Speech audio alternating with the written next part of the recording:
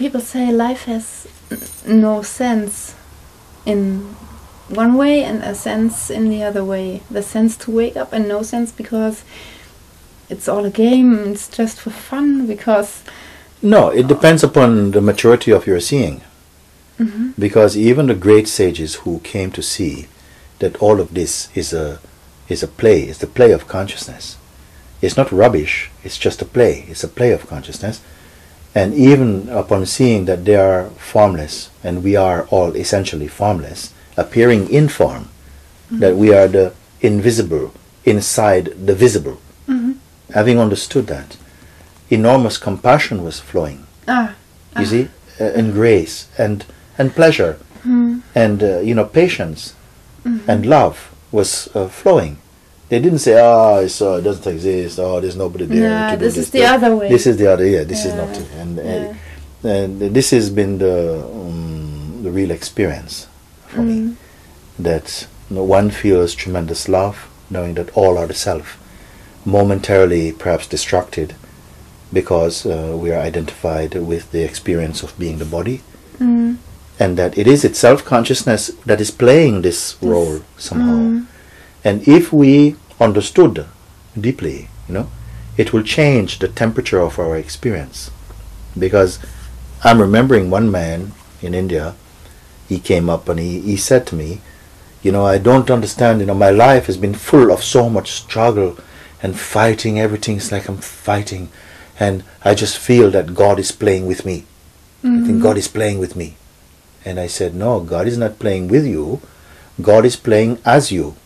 And suddenly somehow his mind was kind of like this, but something dropped. Because the separation was bringing pain. Then he said, but God is playing as you. And then somehow the pressure was gone, the guilt was gone, the victim was gone. Something made room, made way for a greater space, a greater seeing. And our seeing from the place of our universal perspective makes all things softer. You see more panoramically. But when you're a person, your view is very narrow and very selfish. You say, this is bad now. But you never know why this should be. Because it's you don't see it from here. From here. For a while, we will experience like this. For a while, we will experience being narrow-minded, being selfish, being arrogant. Because none of these things can stay. Because they are not original to ourselves, no? They are just, for a while we play, something is playing. Very strenuous. It is very strenuous and very painful. And sometimes the pain is necessary to bring us back out of that forest of suffering that we cause to ourselves and also to others, who are just forms of the one being. And so I'm not really pointing to this rule and that rule and this commandment or this thing, and not like this now, because we have had these in the existence so far. We have tried and make use of it. Sometimes we forgot that, and there's still fundamental power in looking at the wisdom that has come to us through time and through space and so on. But now I feel we are being introduced also alongside that to a much more direct way of seeing and experiencing. And I feel a sense of urgency about it because of the degree and the intensity of the suffering that we see. That is due to really an unawareness of who we are, actually. It's because we are unaware of who we are. We take ourselves to be only flesh and blood. And so this is a very oppressive state, a very aggressive state also. So I feel the more that this knowledge can come back to us, because we are always here, something very pure, under the facade of the person is something very pure. And so satsang is a way of pulling the curtains. But what is seen is not on the other side of the curtains. It's almost like you pull the curtains and you find a mirror. And we begin to find something, a most profound and worthwhile discovery of who we are. And I like to feel that somehow we make available this perspective also. Yes. We don't say it's the only perspective. No, I said maybe it's the most direct. Yeah. You see? But consciousness in all of its expressions. To meet. Yeah. To exchange these this truth. First, we have to go beyond the dimension of meeting. You have to go beyond the dimension of meeting, to that unity which is inseparable. It is what I'm speaking about. And then in the manifest expression, we will speak about meeting in the world of relative existence. Yes. Which is also, I don't curse this world. This world is also my flavor. It's also myself also. So we have so many pictures about love. We grow up, love is if you always stay with me, la la la, and so things. And the mind sometimes asks, how to love? Is it just the butterfly feeling here? Or is love something else? What is it? You know, a green mango and a ripe mango, they're both mangoes, but the ripe one tastes more nice. Is it? Yeah. So, in a way, green love is also love, but it's very limited. It has to mature somehow, and the greatest maturity of this is when one begins to know oneself. Initially, all the beings, they want to associate with something else, another person, another idea, to have money or fame or something, or whatever it is. And in Satsang also, the term also means to associate. But now it means to associate in good company that helps to remind you of who you are. And in being reminding of who you are, it's like you come to an unassociated presence. And it's so important, I feel, that a human being, that we discover who we are. Not who I am when I'm with you, or who I am when I'm over there, but just who and what we are as ourselves first. And that's a profound wealth and recognition, because it brings a kind of security, not out of fear, but out of real power and intuition. No?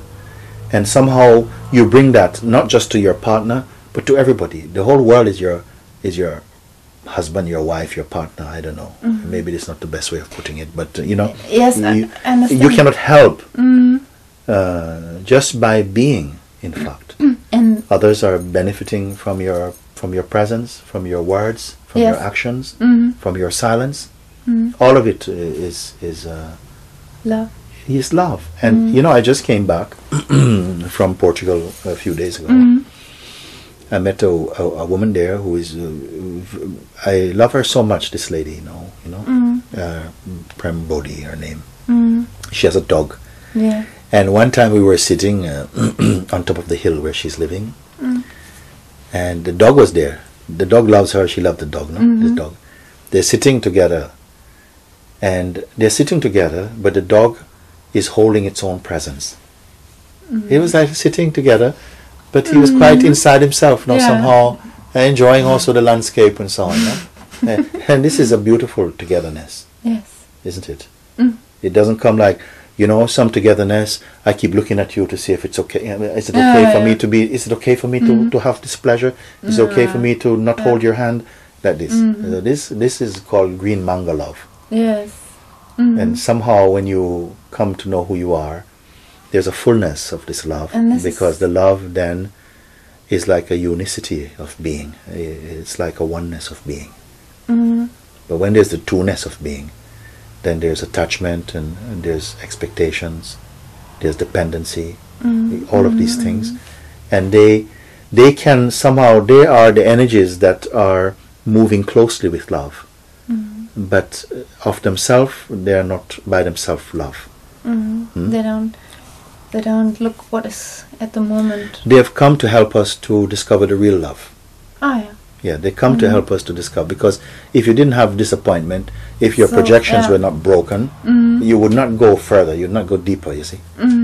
So the ripe mango's love is the unconditional. Yes, yes. But is the unconditional love beyond the concept of unconditional love? Yeah, it's not the love that's trying to be unconditional. It's not trying anything. No. There's an innocence. It's just about her being that cannot help loving, even if it has to slap you. But there's still love. That slap is love. Yes. You know what I mean. Yeah. It's not aggression. I know, this is. It's not yes, yes, yes. Oh, yes, yes, yes. It's not this. Yeah. It can be expressed in so many ways, but the underlying love is unmistakable. Yes. Love that is your being, synonymous with your own self. This love is rare to see it. The more that people wake up to the truth of what they are, the more this love will show itself and flower its beauty in the world, I would say, like this. So, would you wish that you could do something to reach more people, or do you say, okay, the one who comes?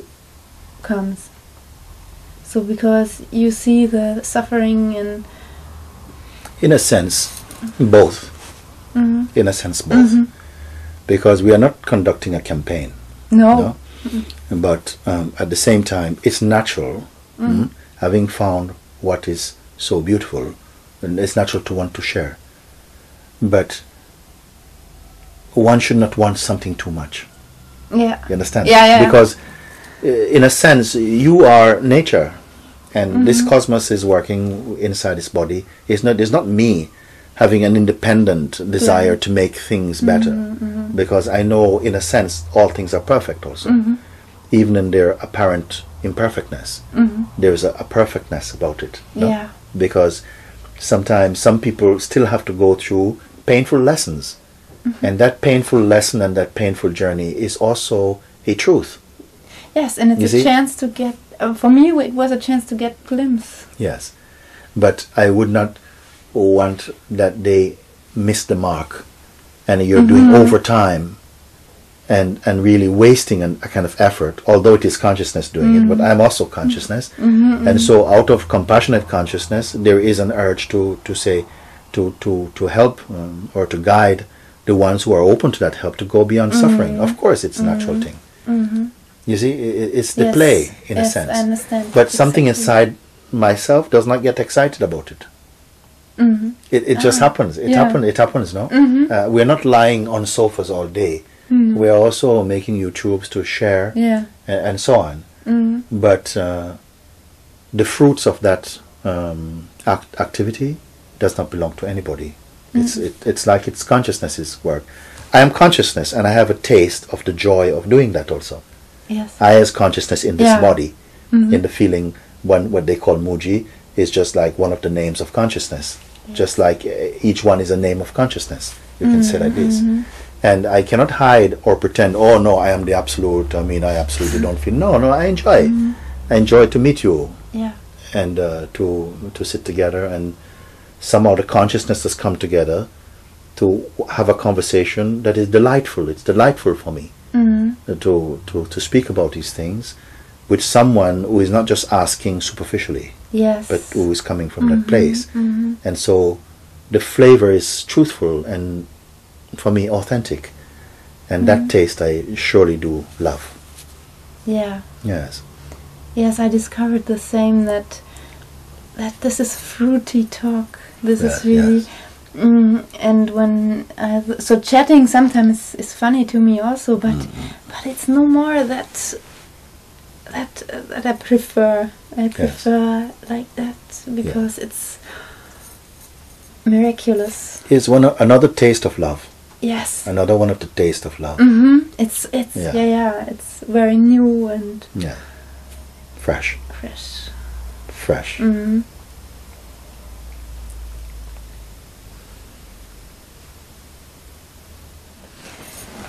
Why does the mind not want the self to awaken? Why is he always saying, haha, you must do this, you must get there? Why?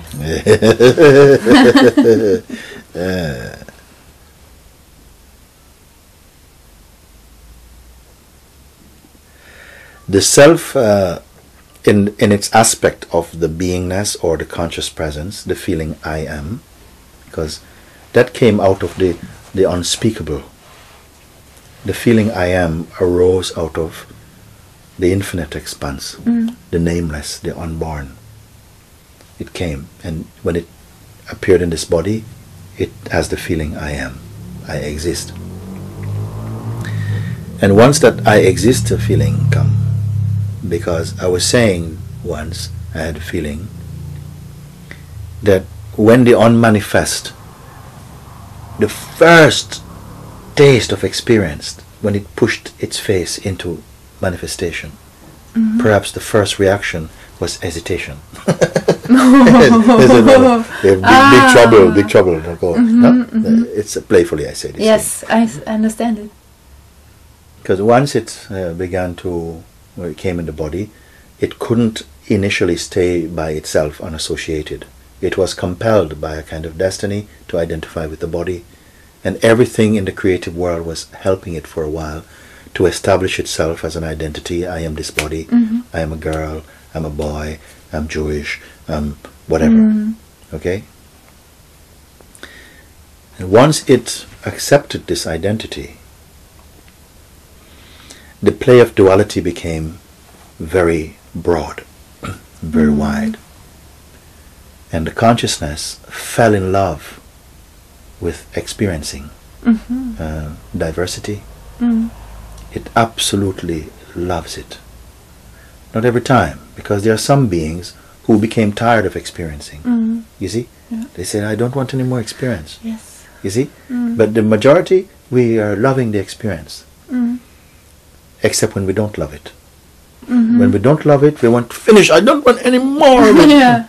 And then we don't have any more of that. And oh no, I miss something. And this is the duality of consciousness in a sense. And it seems to me that all these experiences which we learn through the senses and through the mind, through time and space, and all of this relationship, was to create a kind of friction in consciousness. And with this friction, it had to somehow learn to recognize itself again. And this is why in India they call it the Leela, which is the play of God, the play of the divine. Some don't regard it, it's not, some say the dream of God, and some say it's the nightmare of God, you see? Depending upon you. But those who have come to see from the pure place within themselves don't see it anymore like a nightmare. It only comes a nightmare when the identity is predominating. When the identity that I'm a person is the predominant presence and energy, then the world becomes dark, becomes heavy and claustrophobic and full of resistance. When we understand that we are the absolute, manifesting as the presence, as the consciousness, the feeling, I exist, and that I exist feeling of consciousness is not a person. It is like the purest expression or reflection of the absolute in material reality. When we understand even this, then we can somehow enjoy the experience of being.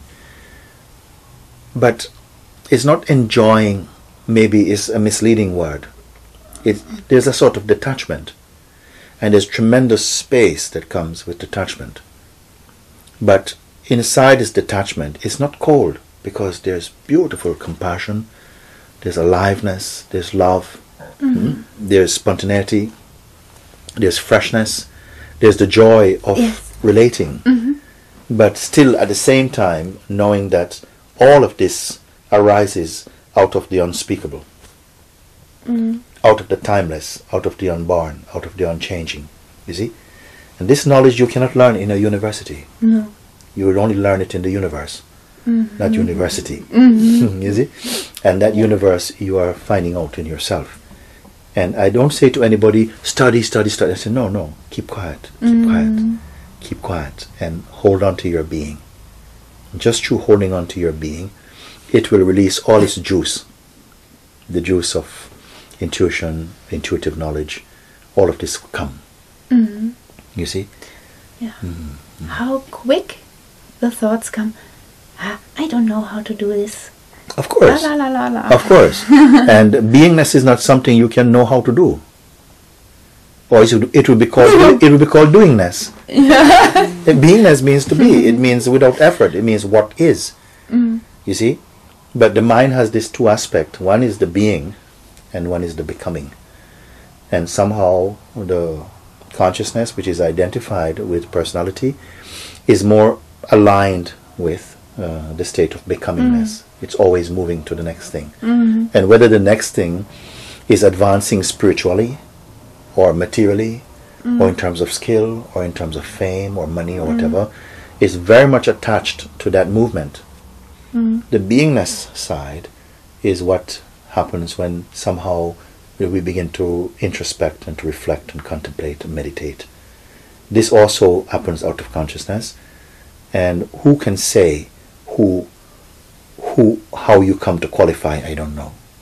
Just somehow a change and orientation towards the world begins to change. It's as though the consciousness turns around and stop shopping through the senses to go out, begins to come in. Sometimes it can be out of an accident or the loss of a close relative or something, can be the trigger to somehow to go back inside.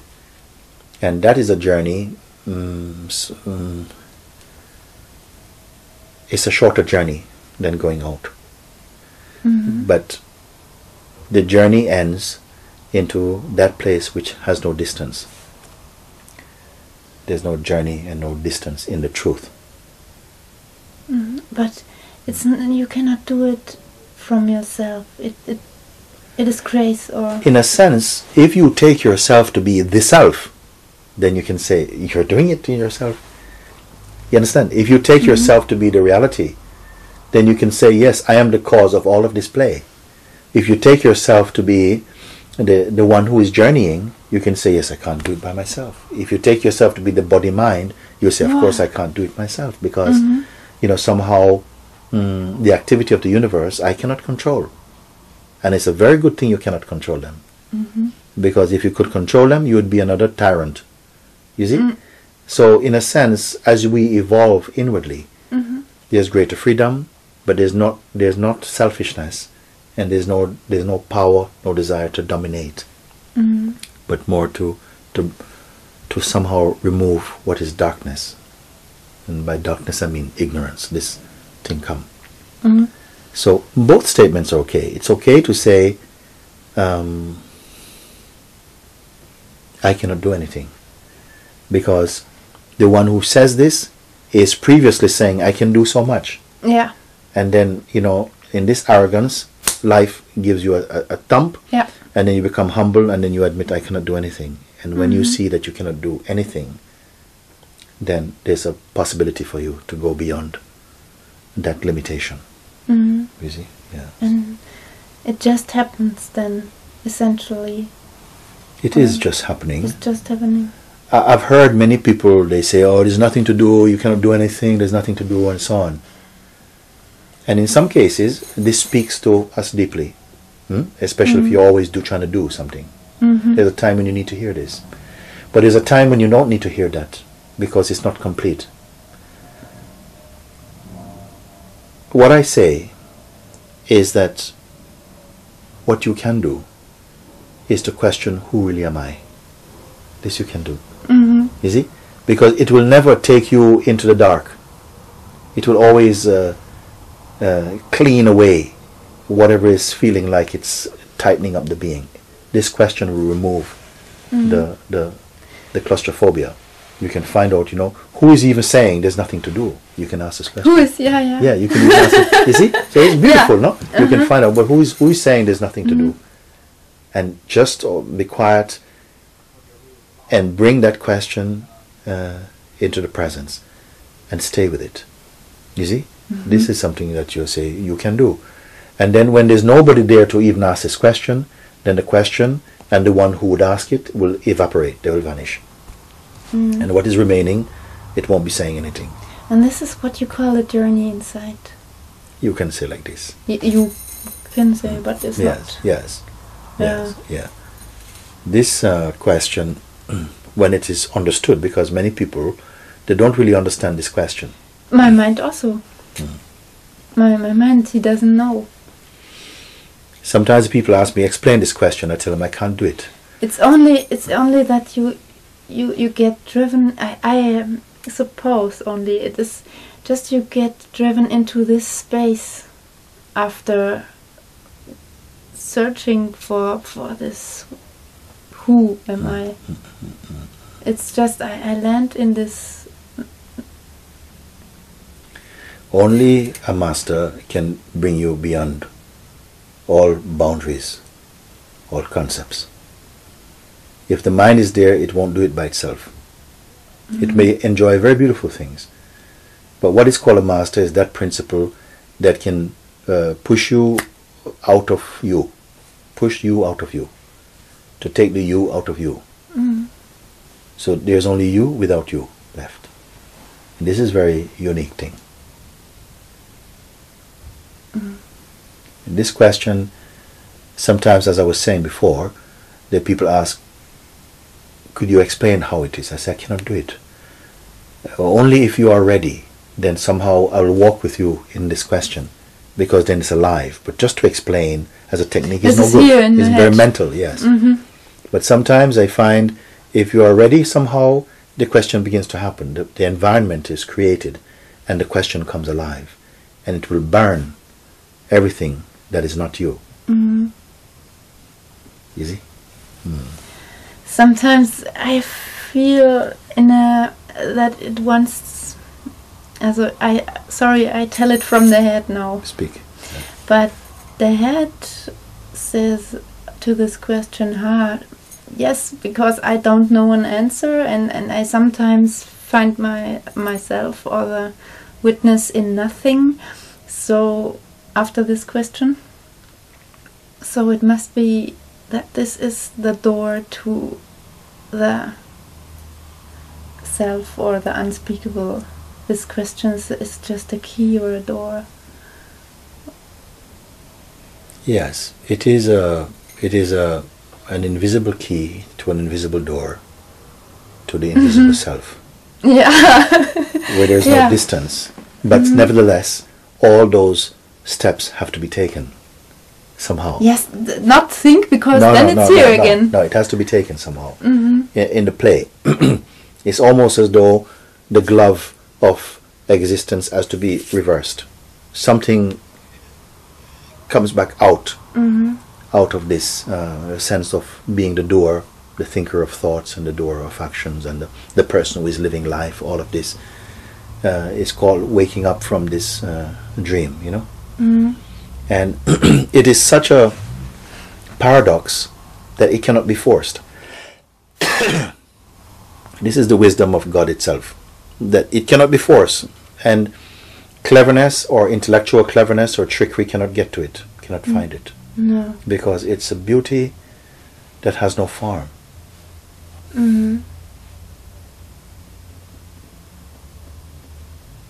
But even this question comes and goes. Which question? Who am I? Yes. You know why it comes and goes? It comes when it's needed and necessary, and it goes when it's not needed and not necessary. For a while it becomes a bit like the bodyguard of the beingness. It comes when sometimes we are speaking and we say, yes, I went to Brixton and I did this and I spoke to someone, and it's fine. And there's a moment when you say I, and I would say, hi is what you're speaking. Who are you in this moment? Because the I becomes a bit smelly. It becomes like a person, like this, me or something. Yeah. And then the question may be presented, but who are you appearing as? You know, what uniform is your I wearing now when you speak like this? And we can begin to explore together.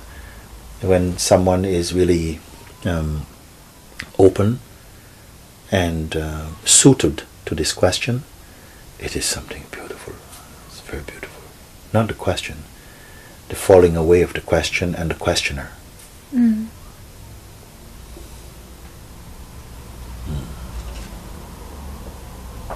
Okay, Mooji, I thank you very much. I am very happy. Oh, I'm yes. very, very happy. Me also. I am very happy.